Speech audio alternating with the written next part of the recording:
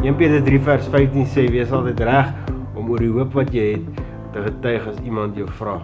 Met ander woorde, ons moet altyd reg wees om ons getuienis te gee en die hoop moet aan die ander kant regtig hoop wees. Anders is dit nie getuienis. Met ander woorde, jou getuienis gaan nie oor jouself nie. Louis Guglio het een keer so mooi gesê, dat jy nie na ander getuienisse moet kyk en dink, joune is nie goed genoeg nie. Party ons begin met, ek was in die tronk gebore. En as jy daarna gaan kyk, gaan jy dink dat jou getuienis nooit iets vir iemand sal beteken nie. Maar onthou, God weet wanneer hy jou getuienis wil gebruik, hy weet wie het nodig om jou getuienis te hoor.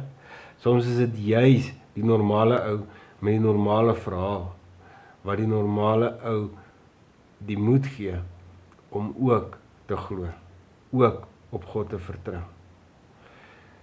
Ek glo dat getuienis gee is die mees effektiefste manier om die evangelie te verkondig, mits jy dit reg. Paulus gee vir ons die perfekte voorbeeld, glo ek, in Handelinge 26, nee.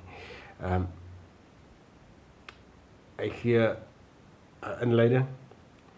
Hy begin met 'n inleiding. Elke getuienis het 'n inleiding nodig, en dit is wat hy doen in verse 2 tot 3. Hy begin met waar hy was. So begin jy ook met waar jy was. Dit hoef nie tronk te wees nie. Begin met jou storie. Het kan wees ek was verslaaf, of bloot ek het in 'n Christenhuis groot geword op die platteland, en ek het die reëls geken, maar ek het nog nie God geken. En dan is dit 'n vooraf gedeelte. Vir Paulus is dit verse 4 tot 11. Basies wat het gekrap? Was dit tekort aan vrede? Was dit dood van 'n familielid? Was dit leemte dalk gewees? Die behoefte aan beheer oor 'n saak? Wat jou doel in die lewe? Tekort aan motivering of vriende? En dan, hoe het jy gekrap? Het jy werk gebruik, geld gebruik, sports, games, bier, seks, porn? Wat is dit wat jy gebruik het om daai wat gejuk te krap? En dan is dit die hoe gedeelte. Wat het gemaak dat Christus 'n opsie was in jou lewe? Wat het toe gebeur?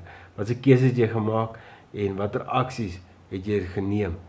Sien ons die volgende deel wat Paulus op praat. Dan is dit tyd om die evangelie te verkondig, om die gospel te deel. Met ander woorde, almal sondig en verdien die dood.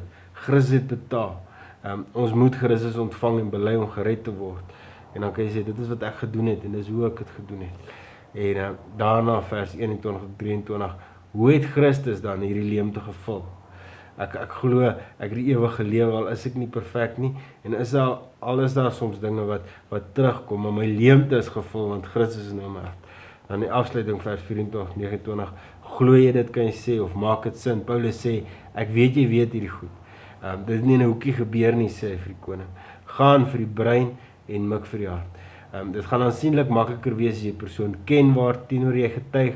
Normaalweg is dit iemands bekend aan jou, wat jou gaan vra, wat is dit wat jou hoop gee, of wat is jou getuienis, of iets in daai lyn. Maar wees jy reg?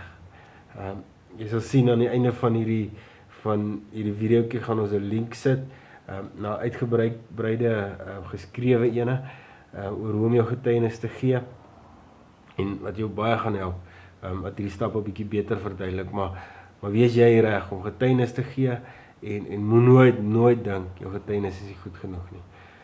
God gaan jou getuienis gebruik, wanneer hy lus het.